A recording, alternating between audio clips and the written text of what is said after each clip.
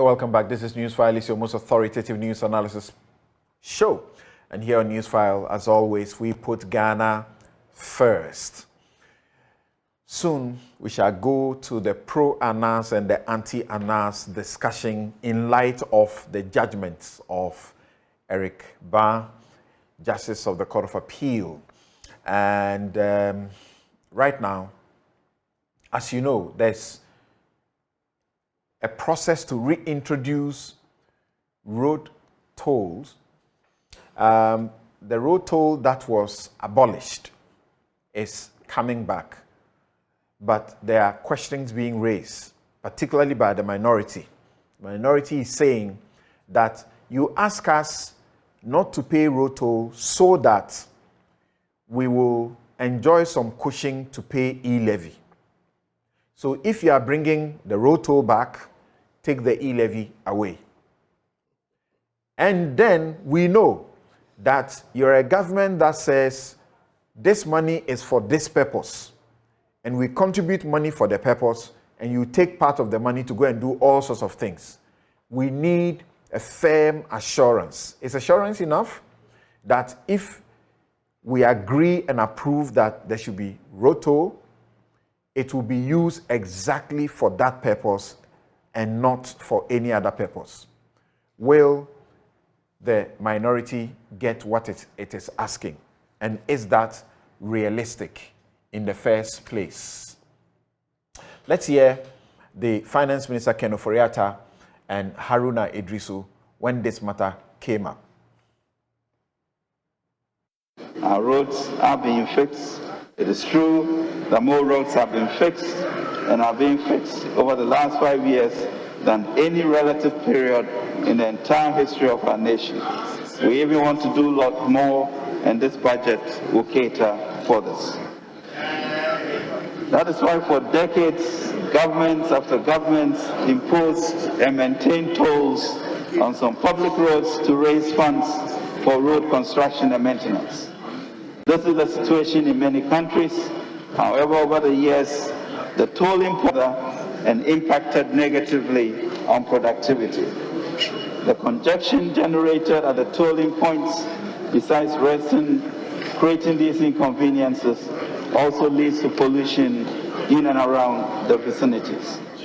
To address these challenges, government has abolished all tolls on public roads and bridges.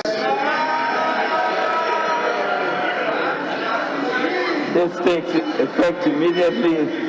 The budget is approved on appropriation. The toll collection personnel will be reassigned. The expected impact on productivity and reduce environmental pollution will more than offset the revenue foregone by removing the tolls.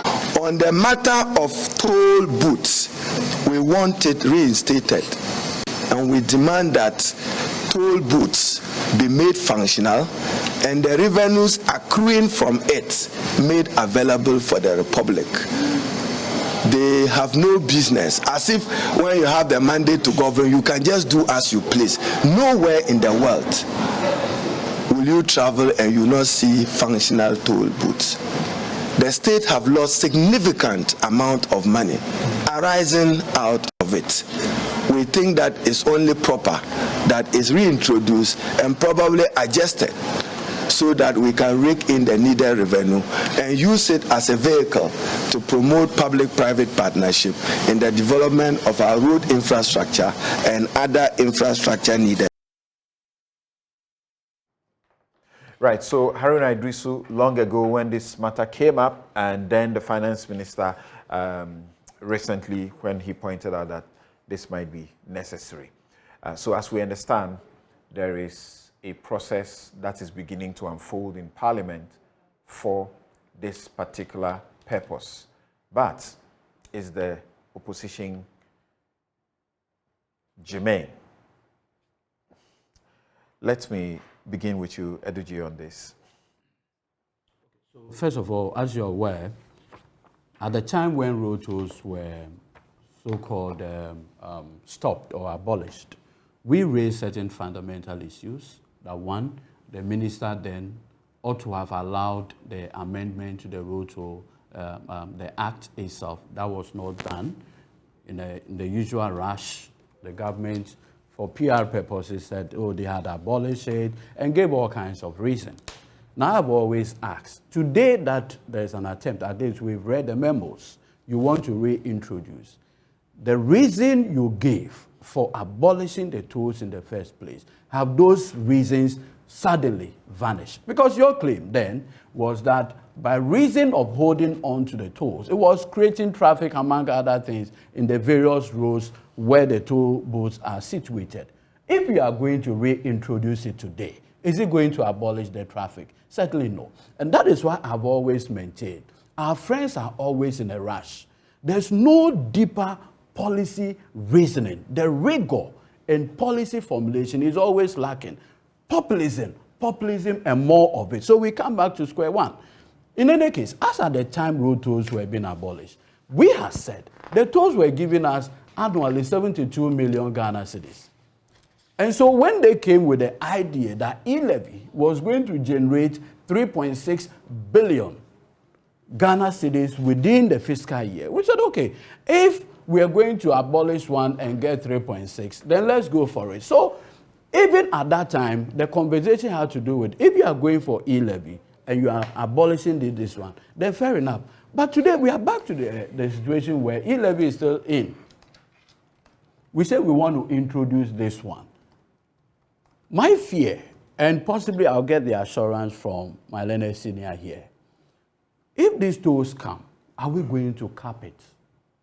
Because I'm aware that the finance minister is in parliament with the capping and realignment law, basically to amend the provisions. Are we going to add the receivables from the road tolls into the greater pool of the consolidated fund? 2, are we going to benchmark what we'll use this road tolls specifically for?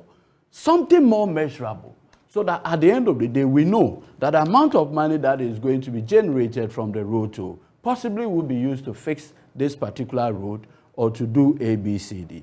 Because, like again, the minority so far had demonstrated so much cooperation with this administration. What? Major tax policies, major tax policies by the Akufo-Addo administration. We've allowed it.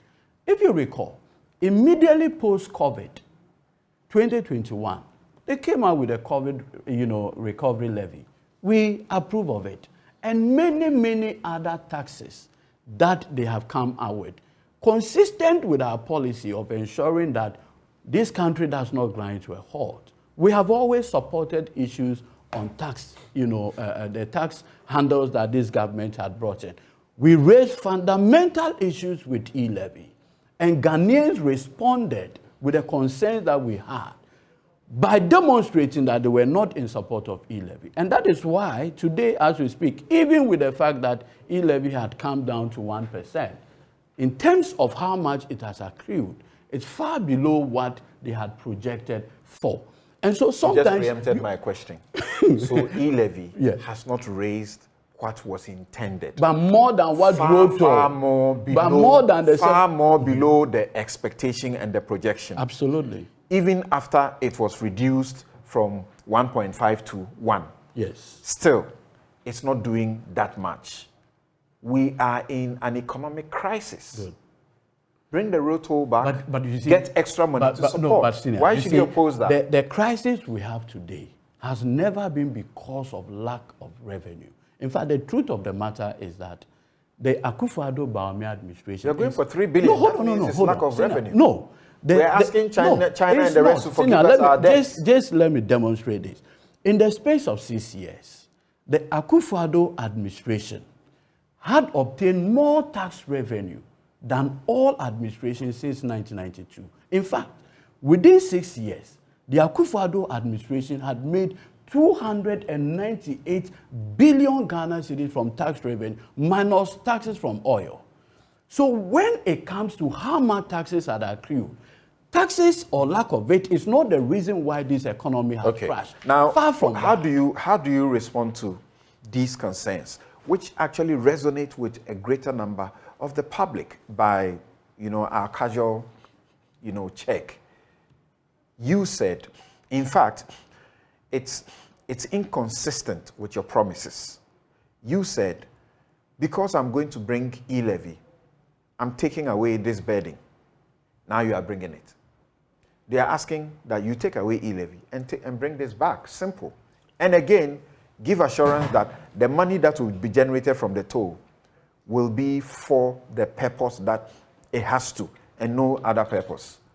Well, you see, the assurances is for Parliament to exact from the proponents of the reintroduction, which I believe is the Minister of Finance. For Finance and to some extent the Roads Ministry. And so when we get to that bridge, we'll cross it. Okay, but you see, Samson, it's important for us to situate some of these conversations in their proper context. You see, government, because of the peculiar economic situation that we find ourselves in, and the call for us to go to IMF, if you recall, in July of 2021, thereabout, there was all the way through to end of year, the finance minister indicated that, look, rather than going to the IMF, let us look within. Let's burden share. Let us see whether we can introduce some new tax handles that then allows us to pay our bills without necessarily resorting to the IMF. And so one of the policy interventions that he sought to introduce was the E-Levy. You recall what happened in Parliament during the consideration and passage of the E-Levy, to the extent that we breached Section 22 of the Public Financial Management Act. And that had consequences. Okay? Because the law was clear that by 31st December, you're supposed to pass your budget, approve the appropriation, and every other revenue measure that was going to implement the budget. Parliament failed to pass the revenue measures that were, or some of the revenue measures that were going to implement the 2022 budget. And the consequences is what led, obviously, to the bastardization of the levy that the government was introducing. Of course, public response then led to the performance that ultimately resulted in us going to IMF. It's all a question of revenue. How then do you raise sufficient enough revenue to then deal with the many myriad of issues that is confronting the Ghanaian people, for which they need resolution? Okay? And so at the time, the thinking was that if you were going to introduce this levy that was expected to rake in more than the road tolls were giving us, then obviously let's provide some, if you like, carrot, okay, some relief in that regard, so that we can then have some receptibility of the E-Levy, so that government can generate the revenue from there to use some of it for road infrastructure. You and I know the performance of the E-Levy and the exemptions that were imposed. The suggestion really was that reduce it to 1% and take away the exemptions. But the Minister of Finance, in presenting the 2023 fiscal, indicated that, well, exemptions probably may have to stay for a little longer, so we evaluate how it is that the economy performs. And so if the decision has been taken to bring it back, of course, the consultation processes have started, and I'm surprised that those of my friends who said that don't take it out. In fact, the tape that you played, Honorable Henry Edusu, that don't take it back, don't take it away, reinstate it so that you can generate money. That was good advice. Yes, of course, and government has heeded. And so let's work together to ensure that it works for the benefit of all of us. What are you giving the taxpayer? Some of the public reactions I'm getting, including from financial, experts, is that the government behaves as if it knows it all and doesn't take advice. I don't That's think why so. you are here. I don't think and that's why you find yourself having to embarrass yourself. I don't think that it's an embarrassment. Okay, if you introduce a certain policy based on the work that you've done, you need to respond. People have called for review. Reason vehemently, spoke against why it should continue to be there. And how many months along the line you are coming back and bringing it again? Well, budget was approved. No, the 2023 fiscal of government was approved by Parliament. That included the reintroduction of the road 2. So really, why is it becoming an issue now when Parliament constituted by both of us, No, I'm have talking about approved. the public. You see, there's a certain credibility that you need from the public, without which it's difficult to govern. Exactly. You say, We will not go to IMF. I have burdened you, I have taken this away from you. Then you are bringing it back. And now you are bringing it back with hefty amounts. Yes. Even though there's some applause. I'm not sure these amounts there's some are applause. hefty. There's some applause. In any that event, the you are Ministry going of to Finance use. has issued a statement indicating that, well, the consultation processes are just about beginning, okay? And these are only proposals that have gone to the roads minister. We have to go through several other layers before the final figure is put out. Okay. But I think that I would rather even prefer that some electronic introduction of road tolls. Yeah, as because happens that's in the other emphasis here, what the Yeah, minister is precisely. talking about. Yes. Okay. Should be the way to go. Right. Thank you. Thank you But very much, But gentlemen. something, Let me is it go not to- strange that, like on the policy credibility issue, I think there should be more engagement so that tomorrow we don't come to the point where we'll not go to IMF 2 days. You see, I agree. You need that credibility. I And agree. You guys are I lacking agree. it. I agree that we need to have a lot more consultation. No credibility. Whatever. See, Samson. But unfortunately, we play politics with everything. Okay. Recall when the Ministry of Finance decided to do the below the line reporting. Okay. To exclude those extraordinary expenditures that have been incurred for the banking, That's energy right. sector, and all that. Consultations led to government putting it back in. The next day, my good friend, the now minority leader, held a press conference indicating that today debt to GDP is 103%. Which is correct. But was it? It was. See, All right. Because Gentlemen, today, so the point today, is, no, hold on, you know the IMF today had forced them to include but all those it was on your show sustainability that program. Tuna Mama So it was indicated to correct. you You're right. that they were aware of the figures that government and that no secrecy. No, but today he had So, been no, hold exposed on. because his Exposed own of what? IMF, Right. his Yeah. own But I'm IMF saying that we included Sino-Hydro and all of them. So Correct. what's the issue with He's Sino-Hydro? referring you to Tuna Mama. No, but I'm saying that with the benefit of time, Yeah, they claim he made. When the economic crashed, they now asked that we should Thank you. introduce Okay, so it. gentlemen, don't take So at the time that he was being diplomatic, Don't take Dr. Chua. It was being diplomatic. he was being diplomatic. and thank you very much indeed. You had such a tight schedule. You still made it to the studio to be able to join us for this discussion. Thank you. My pleasure. Very much. Now, Dr. Theo Champong, the government is taking this step to bring back the toll, and it says it is to shore up domestic revenue. It comes with an upward adjustment by an average of 88.5%, including outliers of 400%, the highest percentage increase, and 33.33%, the lowest increment. The Finance Ministry has taken the proposal, the rates in a new legislative instrument to amend the Fees and Charges Miscellaneous Act 2022. So, from where you sit, is this a good decision, or we have no option, as it were? Good decision. When the thing was actually scrapped. Sorry, I didn't hear that. You said, it's what? It's a good decision to reintroduce the Okay. road tolls. Okay. Everywhere in the world, people pay road tolls. So when it was scrapped, I was on this very platform to actually say it didn't make much sense to actually scrap it in the first instance. And again, it indicates what Eduji kind of was trying to highlight, the policy incoherence and inconsistency with some of the things. So bringing it back is good, one. Increasing even the toll amount, again, for me, I fully support that. The issue is we want to see what the money is being used for. And we need to make sure that these new road tolls that are being reintroduced, so it was actually never scrapped. Technically, it was zero rated. So that then gives the government opportunity to reintroduce. But we want to see that the monies are channeled into certain specific road projects and certain construction.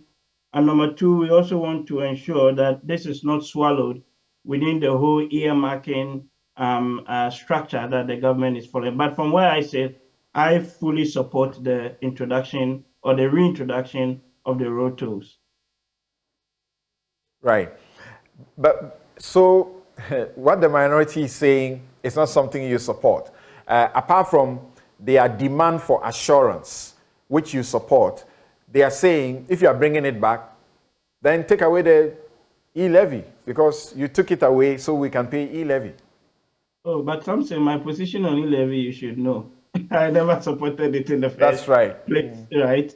But I'm also realistic to and appreciate the fact that we are in dire straits and the government badly needs revenue.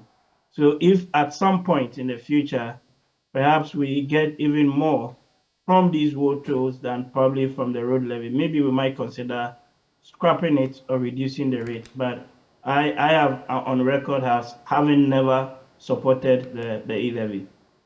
Okay. Thank you very much, Dr. Theo Champong, for joining us, making time to join us for this discussion. Dr. Theo Champong is economist and political risk analyst. You also had Andrew Ejapa Mesa, he's MP Secondee and Deputy Minister for Energy. Godwin Eduji Temeklo is legal and communications team member of the National Democratic Congress. We will take a quick break here, and when we return, we are joined by Nana Eje Bafor Ewa, Senior Partner, Sarkodie Bafor Ewa and Partners. Dr. Kojo Pumpuni Asante is Director Advocacy and Policy Engagement at the Center for Democratic Development, CDD Ghana, and Suleiman Abrahima is Executive Director, Media Foundation for West Africa. They will look at the Anas judgments.